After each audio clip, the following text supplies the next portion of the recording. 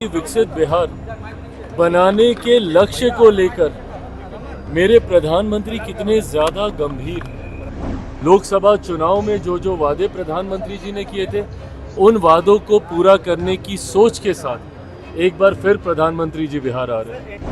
हम तो किसी को नहीं कह रहे कि कोई बहन भाई आयोग बनना चाहिए।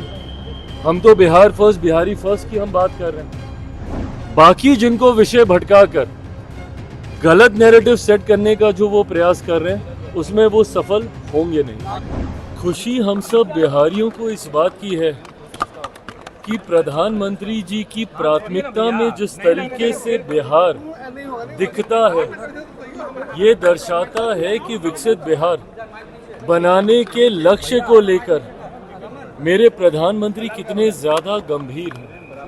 और जब प्रधानमंत्री जी बिहार आए हैं तब बिहार को हजारों करोड़ों की सौगात देकर गए हैं। और ये ऐसी सौगात है जो धरातल पर दिखती है। आज हम लोग जहाँ पर हैं, जिस परिसर में खड़े होकर हम लोग ये चर्चा कर रहे हैं, ये एयरपोर्ट ही लंबे समय से ये मांग बिहारियों की रही थी कि एक वर्ल्ड क्लास एयरपोर्ट पटना को मिलना चाहिए। आज ये भी सपना पूरा हुआ है तो इसकी ये भी देन मेरे प्रधानमंत्री आदरणीय नरेंद्र मोदी जी की वजह से है। ऐसे में कल उनका आना पुनः विकसित बिहार की नींव को मजबूत करने के उद्देश्य के साथ है। लोकसभा चुनाव में जो वादे प्रधानमंत्री जी ने किए थे उन वादों को पूरा करने की सोच के साथ एक बार फिर प्रधानमंत्री जी बिहार आ रहे हैं। एनडीए को नेशनल दामाद आयोग कहा जा रहा है, क्या कहेंगे आपके कोई बात नहीं है, मेरी प्राथमिकताएं अलग हैं। कई लोग हैं जो कि चाहते नहीं हैं कि विकास के मुद्दे पर चुनाव लड़ा जाए। कई लोग हैं जो चाहते नहीं हैं कि बिहार की मूलभूत जरूरतों को मुद्दा बनाकर उस पर चुनाव लड़ा जाए। और इसी सोच के साथ वो निरंतरता में आपको अपने लक्ष्य से भटकाना चाहते हैं। कल जब प्रधानमंत्री जी आ रहे हैं तो पूछे ना प्रधानमंत्री जी से कि भैया आपने ये वादा किया था, ये नहीं हुआ, ये वादा कहा था, ये नहीं हुआ। ये सवाल कीजिए ना, पूछिए कि आपने एयरपोर्ट कहा था नहीं दिया, आपने एक और एम्स कहा था नहीं दिया। ये सवाल कीजिए ना। पर जब आप ये बातें करते हैं तो आप लक्ष्य से सामने वाले को भटकाने का प्रयास करते हैं।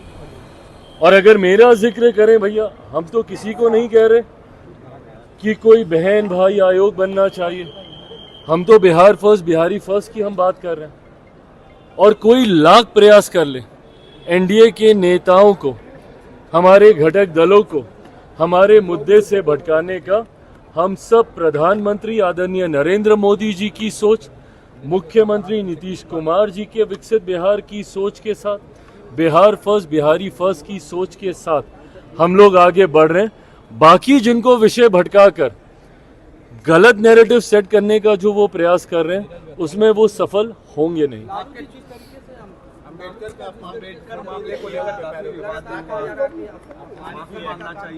देखिए, जिस तरीके से मैं उनके स्वास्थ्य को भी समझता हूं, पर उसके बावजूद जिस तरीके से बाबा साहेब की तस्वीर को चरणों में रखकर जिस तरीके से वो दृश्य सामने आए हैं, वो हर उस व्यक्ति को दुखी करते हैं जो बाबा साहेब भीमराव अंबेडकर जी की विचारधारा, उनकी सोच, और मुझे लगता है देश का 140 करोड़ व्यक्ति उनकी उस सोच के साथ सहमत। आज अगर देश चल रहा है तो बाबा साहेब के बनाए हुए संविधान के आधार पर ही चल रहा है, जिसके सामने हर बार मेरे प्रधानमंत्री जी अपना सर नतमस्तक कर देश को उसी आधार पर लेकर जाने के संकल्प को बार बार दोहराने का काम करते हैं।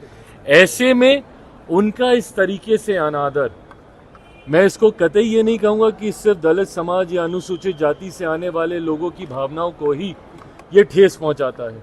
ये ना सिर्फ हर बिहारी को ये दृश्य ठेस पहुँचाता है, हर देशवासी को ये दृश्य ठेस पहुँचाता है और पुनः उस सोच को सोचने के लिए आपको विवश करता है कि क्या यही इन लोगों की सोच है, जहां एक तरफ इस समाज से आने वाले महापुरुषों का आप अपमान करिएगा और फिर उन्हीं को अपना वोट बैंक बनाकर अपनी राजनीतिक रोटी सेकने का प्रयास कीजिएगा। बहरहाल ये सब जनता के सामने है और मुझे लगता है सही समय पर जनता अपना सही फैसला इन तमाम विषयों को संज्ञान में रखते हुए लेगी। कब आप कहां से चुनाव लड़ेंगे, इसका फैसला कब तक हो जाएगा, कहां से आप चुनाव लड़ेंगे? ये हमारे अध्यक्ष जी यहाँ पे मौजूद हैं, हमारे संसदीय बोर्ड के अध्यक्ष उल्लास जी यहाँ पे मौजूद हैं। इन तमाम प्रश्नों का जवाब इन्हीं के माध्यम से आपको मिलेगा।